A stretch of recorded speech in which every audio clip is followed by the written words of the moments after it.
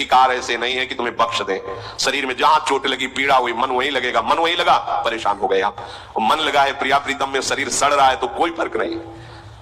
ऐसे साधु जो तितिक्षवः, ये केवल भगवत आश्रय से होता है, भगवत भजन से होता है, दूसरी इसमें कोई सिद्धि काम नहीं करेगी। ये सिद्धि आनी चाहिए, चाहे कोई गाली दे, अपमान दे, चाहे अब जो हो, अब तो हरि चिंतन छूटने वाला नहीं। लागे लगन छूटे नहीं, जीव चोच बर जाए, मीठो कहा अंगार में, जो चकोर चबाए। चकोर आग खाता है, चकोर को कपूर दे नहीं खाएगा, वो आग खाता। क्यों? उसने सुन रखा है कि भगवान शंकर चिता की भस्म लगाते हैं, और चकोर को चंद्रमा से प्यार है, और चंद्रमा तक उसकी उड़ान नहीं है, पर प्यारे को प्राप्त करना है तो कैसे प्राप्त करें? तो सोचा आग खाऊंगा, भस्म हो जाऊंगा, कभी महादेव जी कृपा करेंगे और हमारी चिता की भस्म लगा लेंगे ऐसे, तो वही मस्तक पर हम चंद्रमा विराजमान है। द्वितीया का प्रीतम से मिलन हो जाएगा। प्रीतम से मिलन की लालसा से चकोर आग खाता है, आग। वो भस्म होकर भी प्रीतम से मिलना चाहता है। वही परमार्थ का प्रतीक है जो हर कष्टों को रौंदता हुआ हरि की तरफ बढ़े। जो भगवत प्रेमी होते हैं वो लौकिक सुखों में अपने भजन के बल को नहीं लगाते हैं, लौकिक दुखों की निवृत्ति के लिए भजन बल का प्रयोग नहीं करते हैं, वो केवल भगवत प्राप्ति के लिए ही भजन करते हैं। इसलिए उनमें सब कुछ सहने की सामर्थ होती है। सखुबाई को खंभे में बांध करके डंडे से रोज पीटता था उसका पति। सास कितना दुर्व्यवहार करती थी, लेकिन एक क्षण के लिए भी विट्ठल का चिंतन कभी नहीं रुका। एक दिन देखा कि साधु मंडली जा रही है भगवान विट्ठलनाथ जी के दर्शन करने के लिए। विचार किया कि रोज कष्ट सहती हूँ, बहुत बहुत और मार पड़ेगी, एक बार जाकर ठाकुर के दर्शन कर लेती इस मंडली के साथ। जो ही चली, किसी ने बता दिया, फिर पकड़ के पिटाई हुई, बांध दिया खंबे में, नहीं जाने दिया। कितना दुर्व्यवहार करते थे सखुबाई के साथ। वो कभी प्रभु से इसलिए नहीं रोई कि मुझे ऐसे परिवार में दे दिया आपने, नहीं। पति की सेवा, सास की सेवा, वो भोजन भी नहीं देती, मारती पीटती। अब तो खंबे में ही बांध दिया कि ये तो भाग जाएगी ठाकुर जी के पास। तो जानते हो विट्ठल स्वयं आ गए और सखुबाई से कहा तुम्हें जाने का मन है, तुम जाओ। बोले फिर पकड़ ले? बोले पकड़ेगी तब ना, जब सखु नहीं होंगी, मैं सखु बन के बंद जाओ, तुम जाओ। देखो सखुबाई बन करके आप बंद गए और भक्तों को मुक्त कर दिया, जाओ। क्या है ये है साधुता। जरा सा कोई प्रतिकूल हो जाए तो कहते हैं हमारा भजन नहीं बनता क्योंकि परिवार के विरोध करते हैं। वहां तो रोज पिटाई होती थी, भजन छूटा।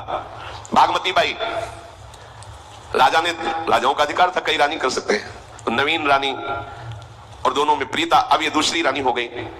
और ये श्री नागरीदास जी महाराज जो बरसाने में रहते थे, उनसे सत्संग करती, तो प्रिया प्रीतम के चरणों में प्रीति, संयम से रहते हुए हर समय राधा राधा। उसको बहुत, विषयी पुरुष को बहुत बुरा लगता है। जो विषयी पुरुष होता है वो भक्तों को देखकर जलता है, स्वाभाविक द्वेष होता है उनका। भक्त किसी से द्रोह नहीं करते, पर जो विषयी और पापात्मा जन होते हैं, इनके हृदय में दाह पैदा होती है उनको देख के, और वो सोचते हैं ये मर जाए, ये नष्ट हो जाए, इनका किसी भी तरह अहित हो जाए, उनकी चेष्टा होती है। और रोज पीटते और कैसा बर्ताव करते, रात्रि में उनके ऊपर शैया लगाते और उसके ऊपर नवीन रानी के साथ खिलवाड़ करते, ऊपर सैया, नीचे भागमती बाई, पिटाई, कैसा दुर्व्यवहार। एक दिन मन में आया कि अब जब जगतपति से प्यार हो गया तो अब क्या, छोड़ करके सब आ गई बरसाने में, लाडली जी की शरण में। महान परमहंस श्री नागरीदास जी की कृपा से लाडली का साक्षात्कार उनको। कैसा कष्ट सहा मीरा जी, कैसा कष्ट सहा रत्नावती जी का चरित्र, कैसा किसी भी महान भक्त का चरित्र। अगर आपके अंदर सहनशीलता नहीं है तो भगवत भक्ति कैसे कर पाएंगे आप? चार लोग प्रणाम कर दिए तो फूल गए, कुछ लोग निंदा कर दिए तो रोने लगे, ऐसा नहीं। भरी सभा में तुम्हारी निंदा हो तो भी तुम्हें मुस्कुराना पड़ेगा, क्योंकि तुम्हारे भगवान तुम्हें पुष्ट करना चाहते हैं। अगर तुम थोड़ी बातों में, तो फिर बहुत बड़ा हमारा युद्ध है, छोटा मोटा युद्ध है।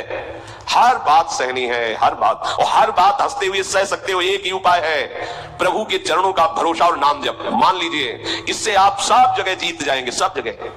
तो तितिक्षवा, और दूसरा कारुणिका, स्वभाव में करुणा होती है। जैसे किसी से त्रुटि हो गई, समझा गया कि अपराध बन गया, अब उसके लिए दंड विधान किया जाता है। चलो आप इतने वर्ष हमारे समीप नहीं आओगे, दूर रहो। अब सबको लगता है कितने कठोर हैं कि इन्होंने दूर कर दिया। तुम पास हो उतना चिंतन नहीं होता जितना वो दूर है उसका चिंतन हो रहा है।